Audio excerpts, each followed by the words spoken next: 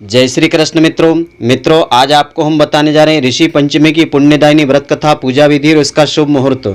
तो जो भी स्त्री पुरुष इस व्रत को श्रद्धा के साथ करते हैं, इसकी व्रत कथा को श्रवण करते हैं, उन्हें सभी पापों से मुक्ति मिल जाती है और कार्य में सिद्धि भी मिलती है।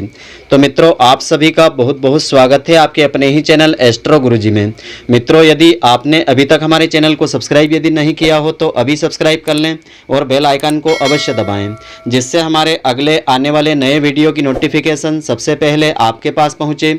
आप नित्य नई ज्ञानवर्धक जानकारियां व नित्य का राशिफल हमारे चैनल से प्राप्त करते रहें।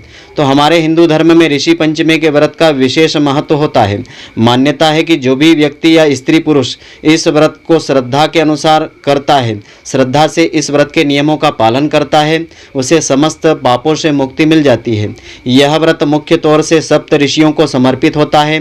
कहा जाता है कि इस व्रत को करने से धन धान्य समृद्धि संतान प्राप्ति की कामनाएं पूर्ण होती है। तो आइए अब हम जानते हैं ऋषि पंचमी व्रत की पूजा विधि और इसकी व्रत कथा, शुभ मुहूर्त और इसका खास महत्व। तो ऋषि पंचमी का विशेष मुहूर्त इस प्रकार से रहेगा। पंचमी तिथि आरंभ होगी 10 सितंबर को रात्रि 9:57 से आरंभ होगी। इसकी समाप्ति होगी 11 सितंबर को प्रातःकाल 7:37 पर समाप्ति होगी। इस दिन पूजा का शुभ मुहूर्त रहेगा प्रातःकाल 11:03 से आरंभ होकर के तो दोपहर 1:32 तक का सर्वश्रेष्ठ मुहूर्त रहेगा। और इस वर्ष उदयात तिथि के कारण 11 सितंबर 2021 को ही यह पर्व मनाया जाएगा। तो ऋषि पंचमी की पूजा विधि इस प्रकार से रहेगी। व्रत करने वाले लोगों को, स्त्री पुरुष को, इस दिन प्रातःकाल ब्रह्म मुहूर्त में सूर्योदय से पहले उठ करके स्नान करना चाहिए। इसके बाद स्वच्छ वस्त्र पहनना चाहिए। फिर घर में पूजा ग्रह की अच्छे से साफ सफाई करना चाहिए। इसके बाद हल्दी से चौकोर एक मंडल बनाना चाहिए। फिर उसके ऊपर सप्त ऋषियों की स्थापना करना चाहिए और इस व्रत का संकल्प लेना चाहिए। इसके बाद सप्त ऋषियों की सच्चे मन से पूजा आराधना करें।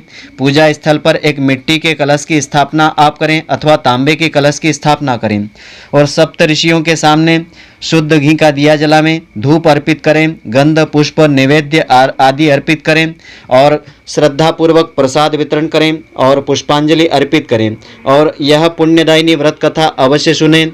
इस कथा को सुनने से ही इस व्रत का संपूर्ण फल प्राप्त होता है। सप्त ऋषियों का आशीर्वाद मिलता है, समस्त पापों से मुक्ति मिलती है और कार्य में सिद्धि मिल जाती है। इस व्रत कथा को इस दिन श्रद्धा पूर्वक श्रवण करना चाहिए, जिससे कि इस व्रत का संपूर्ण फल मिलता है, पापों का नाश होता है और मनोकामनाएं शीघ्र पूरी होती है। तो कथा इस प्रकार से है कि राजा सुताश्व ने कहा कि हे पितामह, मुझे कोई ऐसा व्रत बतला दीजिए जिससे समस्त पापों का नाश हो जावे। तब पितामह ब्रह्मा जी ने कहा कि हे राजन, मैं तुम्हें वह व्रत बतलाता हूँ जिससे समस्त पाप जल करके भस्म हो जाते हैं। वह ऋषि पंचमी का व्रत है, जिसके करने से नारी जाति के तमाम पाप दूर होकर के वह पुण्य की भागी हो जाती है।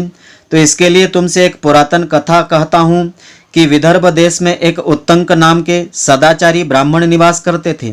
उनकी पतिव्रता नारी सुशीला से एक पुत्री और एक पुत्र का जन्म हुआ था। पुत्र सुविभूषण ने वेदों का सांगोपांग अध्ययन किया था और जो कन्या थी उसका समय के अनुसार अपने ही समान कुल में विवाह कर दिया था, पर विधि के विधान से वह कन्या विधवा हो जाती है। तो वह अपने सतीत्व की रक्षा करने के लिए अपने ही पिता के घर पर रहने लगी थी। वह ब्राह्मण परिवार सपरिवार गंगा तट पर कुटी बना करके वहां ब्राह्मणों को विद्या अध्ययन कराने लगे थे। तो एक दिवस वह जो कन्या थी अपने माता पिता की सेवा करके रात्रि के समय एक शिलाखंड पर सो गई थी और रात्रि भर में उसके सारे शरीर में कीड़े पड़ जाते हैं। प्रातःकाल जब कुछ शिष्यों ने उस कन्या को अचानक ऐसी दशा में देखा तो उसकी माता सुशीला को निवेदन करके कहा कि गुरु पुत्री के दुख को माता आप देखिए। गुरु पत्नी अपनी पुत्री की दशा देख करके बहुत प्रकार से विलाप करने लगी और वह अपनी पुत्री को उठा करके अपने पति ब्राह्मण देवता के पास ले जाती है। वह ब्राह्मण भी पुत्री की दशा देख करके अति विस्मित हो गए, आश्चर्यचकित हो गए और दुखी हो गए। तब ब्राह्मणी ने हाथ जोड़ करके कहा कि महाराज, क्या कारण है कि इस पुत्री के सारे शरीर में इस प्रकार से कीड़े पड़ गए हैं। तब महाराज ने ध्यान लगा करके देखा तो पता चला कि यह पुत्री पहले 7वें जन्म में ब्राह्मणी थी। तो एक दिन रजस्वला होते भी घर के तमाम बर्तन भोजन सामग्री आदि को छू लिया करती थी। ऋषि पंचमी व्रत को भी अनादर से इसने देखा था। उसी दोष के कारण इस पुत्री के सारे शरीर में कीड़े पड़ गए हैं, क्योंकि रजस्वला रजोधर्म वाली जो नारी होती है, प्रथम दिन चांडालिनी कहलाती है, दूसरे दिन ब्रह्मघातिनी और तीसरे दिन धोबिनी के समान होती है, और शास्त्र की दृष्टि से चौथे दिन शुद्ध मानी जाती है। तुम्हारी कन्या ने ऋषि पंचमी व्रत के दर्शन अपमान के साथ, अहंकार के साथ किए थे, इससे ब्राह्मण कुल में जन्म तो इसका हो गया, पर इसके शरीर में कीड़े पड़ गए हैं। तब सुशीला ने कहा कि महाराज, ऐसे उत्तम व्रत को आप विधि के साथ वर्णन करने की कृपा कीजिए, जिससे संसार के समस्त प्राणी मात्र इस व्रत का लाभ उठा सके। तब ब्राह्मण कहते हैं कि हे सहधर्मिणी, यह व्रत भाद्रपद मास की शुक्ल पक्ष की पंचमी तिथि को धारण किया जाता है, यानी आरंभ किया जाता है। पंचमी के दिन सुंदर नदी में स्नान करके व्रत धारण करके सायंकाल के समय या दोपहर के समय सप्तऋषियों का पूजन विधि विधान और श्रद्धा के साथ करना चाहिए।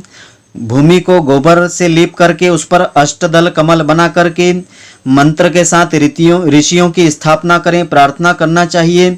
इन ऋषियों में हैं महर्षि कश्यप, अत्रि, भारद्वाज, विश्वामित्र, गौतम, जमदग्नि, वशिष्ठ।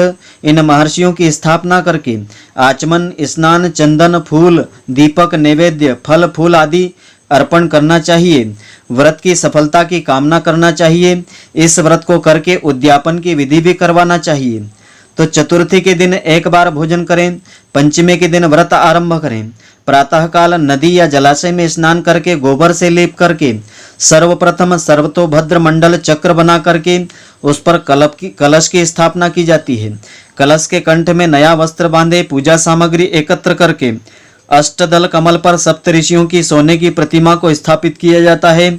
फिर 16 उपचार से पूजन करके रात्रि को पुराण आदि का श्रवण करना चाहिए, कथा आदि श्रवण करना चाहिए।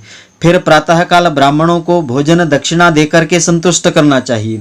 इस प्रकार से इस व्रत का उद्यापन करने से नारी सुंदर रूप लावण्य को प्राप्त होकर के सौभाग्यवती होकर के धन पुत्र आदि से संतुष्ट हो जाती है और उत्तम गति को प्राप्त कर लेती है।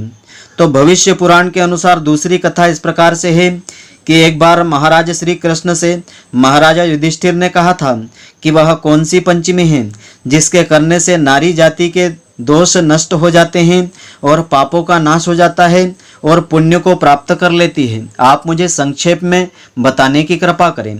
तब भगवान श्री कृष्ण ने कहा कि हे राजन, भाद्रपद मास शुक्ल पक्ष की पंचमी तिथि को ऋषि का व्रत रहने से रजस्वला के दोष से मुक्ति हो जाती है। क्योंकि एक बार इंद्र ने वृत्तासुर को मारा था, तब ब्रह्म हत्या का बड़ा भारी पाप इंद्र को लगा था। तो ब्रह्मा जी ने ब्रह्म हत्या को 4 भागों में बांटने के लिए, इंद्र को पाप मुक्त करने के लिए ब्रह्म हत्या को 4 भागों में बांटा था। पहला जो है स्त्रियों के रज में, दूसरा नदियों के फेन में, तीसरा भाग पर्वतों में और चौथा अग्नियों में समाहित कर दिया था। इससे हर वर्ण जाति की नारी रजस्वला होने पर प्रथम दिन चांडालिनी के समान होती है, दूसरे दिन ब्रह्मघातिनी और तीसरे दिन धोबिनी के समान होती है। इससे उस दिन प्रति वस्तु को छूने से अपवित्रता का दोष लगता है। इस ऋषि पंचमी व्रत के करने से वह दोष मुक्त होकर के नारी पवित्रता को प्राप्त कर लेती है और जाने अनजाने में छूने से जो पाप उत्पन्न हो जाता है वह पाप इस व्रत को करने से नष्ट हो जाता है। तो हे राजन, विदर्भ देश में श्येनजित नाम का एक राजा था। उसी राज्य में एक सुमित्र नाम का ब्राह्मण निवास करता था। उसकी जयश्री नाम की पत्नी जो थी, एक दिन कृषि कार्य में रहती रजस्वला धर्म को प्राप्त हो गई थी, यानी कि वह रजस्वला हो गई और समय के अनुसार भोजन बर्तन आदि को छुआ करती थी। इस प्रकार समय पाकर के दोनों पति पत्नी की मृत्यु हो जाती है। मरने पर ब्राह्मणी को कुतिया की योनि में जन्म हुआ और जो ब्राह्मण था उसे बैल की योनि में जन्म लेना पड़ा था। इन दोनों को अपने अपने तप के प्रभाव से अपने पूर्व जन्म की बातों का स्मरण बना हुआ था और यह दोनों प्राणी अपने ही पुत्र के घर पालित होने लगे थे। तो एक दिन पितृपक्ष में उन ब्राह्मण के जो पुत्र थे, ब्राह्मण कुमार ने अपने ही पिता की श्राद्ध तिथि में विधि विधान के साथ ब्राह्मणों का भोजन रखा था, श्राद्ध का आयोजन रखा था और अपनी पत्नी को स्वादिष्ट पकवान बनाने की आज्ञा दी थी। इधर ब्राह्मण की जो पत्नी है उसने विविध प्रकार के खीर आदि बना करके तैयार किए। भाग्य के कारण एक सर्प ने उस खीर में जहर उगल दिया था।